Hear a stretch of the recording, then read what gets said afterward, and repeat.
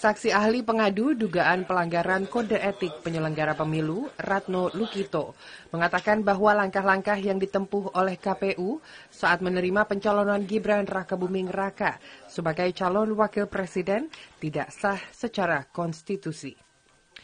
Guru Besar Perbandingan Hukum Universitas Islam Negeri Sunan Kalijaga Yogyakarta itu menilai KPU telah melanggar pasal 10 ayat 1 dan 2 Undang-Undang Nomor 12 Tahun 2011 tentang pembentukan perundang-undangan. Salah satunya dengan menerbitkan peraturan KPU Nomor 23 Tahun 2023. Terlebih, saat pendaftaran Gibran ke KPU pada 25 Oktober 2023, KPU belum merevisi PKPU nomor 19 tahun 2023 tentang pencalonan peserta pemilu presiden dan wakil presiden sesuai dengan putusan Mahkamah Konstitusi nomor 90 tahun 2023. Putusan MK, kata dia, harus ditindaklanjuti oleh DPR melalui legislative review atau presiden dengan peraturan pemerintah pengganti undang-undang.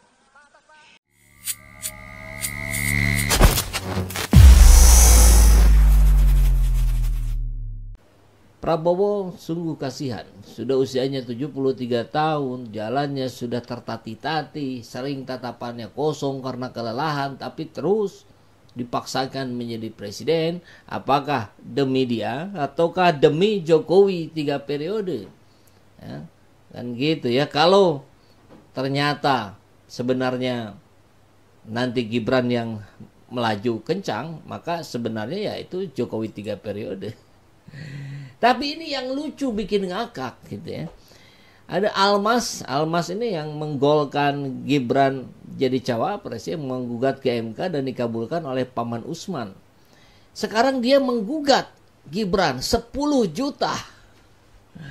Boya gugat Gibran itu 10 miliar, 100 miliar gitu ya. Dananya kan luar biasa besar, entah dari mana. Tapi dia hanya 10 juta saja. Tentu ini menjadi pertanyaan juga, apakah Prabowo juga sebetulnya sedang diperalat oleh sandiwara mereka sendiri? Itu kabar satu yang akan kita diskusikan siang hari ini. Yang kedua adalah tentang konon katanya ada money politik juga di Pak Anies. Nanti kita akan lihat ya. Dan sedikit kita bahas tentang rencana Long March ke JIS tanggal 10 Februari. Luar biasa ini. Oke, langsung saja kita akan lihat kabarnya. Nah, ini berita yang tadi pagi kita bahas. Gibran digugat Almas Sakib Biru, mahasiswa yang membuatnya lolos syarat cawapres. Tapi di berita ini tadi belum kelihatan, belum ketemu apa yang menjadi gugatannya, kenapa digugat. Nah, kabar yang terbaru baru ketahuan setelahnya. Digugat Almas soal tak ucapkan terima kasih usai putusan MK. Jadi Gibran digugat oleh Almas karena dia tidak mengucapkan terima kasih kepada Almas yang sudah meloloskan Gibran menjadi cawapres. Luar biasa. Entah, kita belum tahu nih maksud Almas ini apa ya. Apakah dia betul-betul menggugat kemudian untuk merusak nama baik Gibran? Emang Gibran punya nama baik? Ataukah sebagai upaya sandiwara lagi untuk terus mengangkat Gibran? Dan kita lihat santer terdengar yang Almas pun menuntut Denny Indrayana. Bahkan kalau Denny Indrayana yang dituntutnya 500 miliar. Kan jomplang banget ya. Ke Denny Indrayana menuntut 500 miliar, ke Gibran menuntut 10 juta gitu. Kalau ke Denny Indrayana dia menuntut karena menyebut ada kong kali kong. Kemudian Gibran Almas itu keluarga dekatnya Jokowi. Nah, itu memang pernah disampaikan oleh Denny Indrayana dan digugat karena tidak ada bukti. Coba kita lihat yang ini dulu ya. Aduh, ayah wae ya. Wali Kota Solo yang juga cawapres nomor urut 2 Gibran Rakabuming merespon gugatan yang dilayangkan oleh mahasiswa UNSA Almas Sakib Biru. Gibran digugat karena melakukan wan prestasi buntut putusan MK soal batas usia capres-cawapres. Wan prestasi berarti ada kerjasama. Berarti barangkali sebetulnya kalau kerjasama ya dibayar barangkali ya.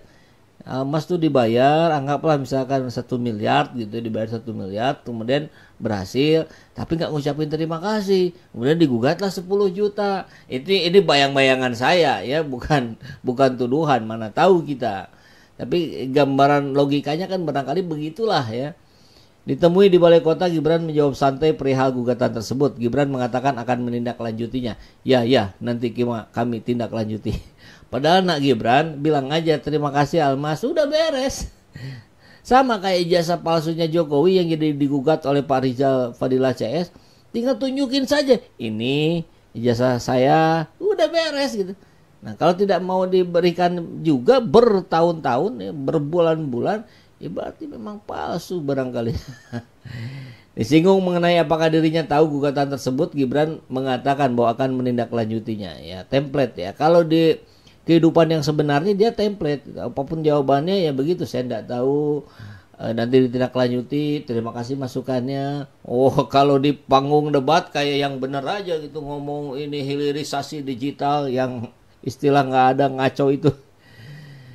Jadi wajar kalau kemudian rakyat menganggap bahwa apa yang ditampilkan oleh Gibran di debat itu hanya sekedar hafalan saja. Karena apa? Karena di realitanya ketika ditanya wartawan, di kantor segala macam, ya template begitu gitu. Tidak kelihatan kemampuan otaknya, tidak kelihatan kemampuan komunikasinya. Gitu. Ya kalau menghafal ya semua juga bisa. Oke.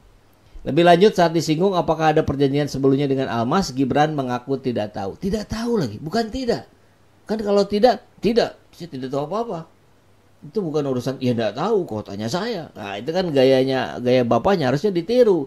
Ini menyebutnya nggak tahu juga. Gibran memilih masuk mobil, nggak tahu. Ada perjanjian, saya nggak tahu itu. Kalau nggak tahu biasanya iya, biasanya. Diberitakan sebelumnya Almas ini menggugat dugaan wan prestasi yang dilakukan Gibran usai putusan MK soal batas usia minimal capres-cawapres. Ya, bongkar terus. Dari berkas gugatan yang disampaikan Humas PN Solo, Bambang Arianto kepada Detik Jateng menjelaskan sejumlah poin-poin gugatan yang dilayangkan Almas. Gugatan oleh mahasiswa UNSA ini tidak lepas dari putusan perkara nomor 90/sekian-sekian tentang batas usia minimal capres-cawapres oleh MK. Beberapa poin dalam gugatan Almas terhadap Gibran terkait tidak ada ucapan terima kasih usai putusan MK tersebut. Allahu Akbar. Bahwa maka seharusnya tergugat menunjukkan itikat baik dengan mengucapkan terima kasih kepada penggugat yang telah memberikan peluang kepada tergugat sehingga dapat maju di pemilihan wakil presiden periode ini. Bisa jadi dia kesal beneran ini bahwa tergugat tidak pernah mengucapkan terima kasih kepada penggugat, maka dengan demikian tergugat telah melakukan wan prestasi kepada penggugat. Jadi kalau begitu ada klausulnya, kalau berhasil maka Gibran harus mengucapkan terima kasih sambil menunduk gitu. Begitu barangkali maksudnya. Aduh, ini proses gugatan seperti biasa, nanti katanya terregister 29, sidang pertamanya 15 Februari. Wah. Sehari setelah pencoblosan itu. Dan dia menuntut 10 juta. Poin gugatan dari yang tadi itu ya. Secara tunai dan seketika dalam jangka waktu paling lambat 14 hari sejak putusan itu berkekuatan tetap. Tata cara pembayaran kerugian 10 juta yang dialami penggugat karena perbuatan tergugat langsung disalurkan ke panti asuhan yang berada atau berdomisili di Surakarta. Kalau gitu kenapa enggak 10 miliar?